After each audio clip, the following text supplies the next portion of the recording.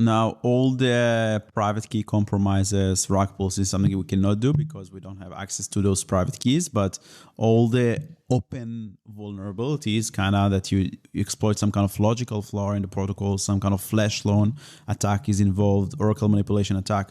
This is something that we can definitely mitigate through this technology that is probably in the working, and they're probably going to pop up more companies that are doing that because it will bring tremendous value to the industry, as I see, as both of us see it.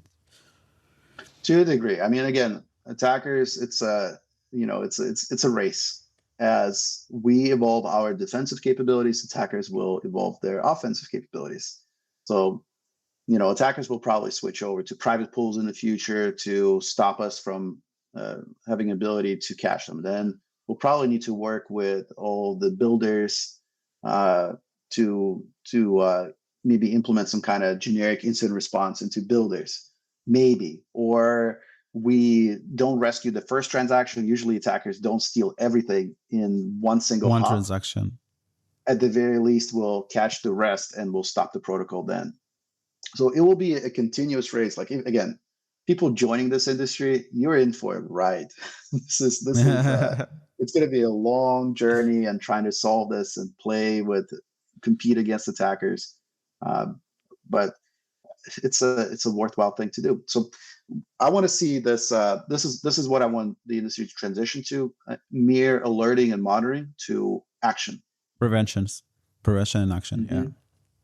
Yeah. I believe there are already some attacker groups, black hat attackers groups, South North Korea, that are, they are more organized, more planned. They're using private mempools. They have a team. They test their exploits. They're trying to do everything in one transaction to make sure they don't leave any money untouched. And it would be interesting if we reach to a level where we can stop these groups, or at least attribute them, arrest them, whatever means that we have. Either if it's like on-chain prevention, catch them and get back the money, but different ways. Yeah. When I would say, let's have a Lazarus discussion. So North Korean APT group, Advanced Persistent Threat APT group, that's a different animal. Like what we've been talking about so far are usually it's like in the basement, like Euler hacker. Euler hacker. Exactly. So this is, some are professional attackers, some are just kids. If you read the interview, like he had this epiphany that this is the attack.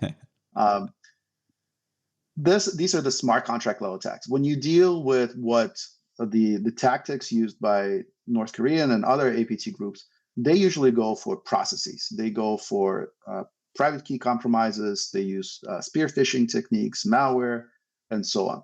Traditional things that we know from traditional cybersecurity, basically.